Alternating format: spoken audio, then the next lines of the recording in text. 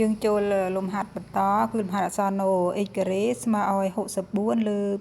256ចុះយើងទាញយកចម្លើយទី1ដាក់ x1 ស្មើពាក្យ radical ឲ្យ64លើ256យើងលើកជាការ៉េបាន8លើ16យើងពាក្យការ៉េរួមគ្នាដាក់វងកញ្ចក់ហើយចេញក្រៅបាន8លើ16សម្រួលបាន1លើ2ចម្លើយទី2យើងដាក់សញ្ញាដកឲ្យតម្លៃលេខដូចគ្នាអញ្ចឹងយើងលើកជាការ៉េមកបាន8លើ16ពាក្យការ៉េរួមមួយគ្នាចេញក្រៅជួបនឹងសញ្ញាដកអញ្ចឹងយើងសម្រួលមកឃើញដក1លើ2ដូចនេះយើងបានចម្លើយទី1ស្មើ1លើ2ចម្លើយទី2ស្មើដក1លើ2ចូលដល់លំហាត់អក្សរបx ការ៉េស្មើ2.89នេះជាចំនួនទស្សភាគឥឡូវយើងបដូរចំនួនទស្សភាគឲ្យចេញជាប្រភាគគឺយើងបាន289លើ100យើងមើលចំណុចទស្សភាគណាដើម្បីងាយស្រួលក្នុងការលើកជាស្វ័យគុណណាលើកជាការ៉េអញ្ចឹងយើង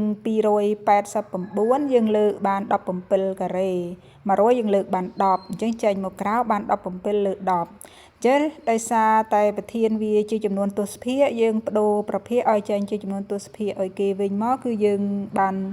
1.7ណាចម្លើយទី2គឺយើងដាក់សញ្ញាដកឲ្យរួចហើយយើងទាញចេញដូចគ្នាតម្លៃលេខវាគឺដូចគ្នាគ្រាន់តែជាចំនួនអវិជ្ជមានណាយើងកាត់ក្បៀសដូចគ្នាអញ្ចឹងបានដក1.7ដូចនេះចម្លើយទី1បាន1.7ចម្លើយទី2បានដក1.7អក្សរផ x ការ៉េស្មើ3.24អញ្ចឹងយើងបដូរជាប្រភាគដូចគ្នាដែរគឺយើងបាន324លើ100ចេះយើង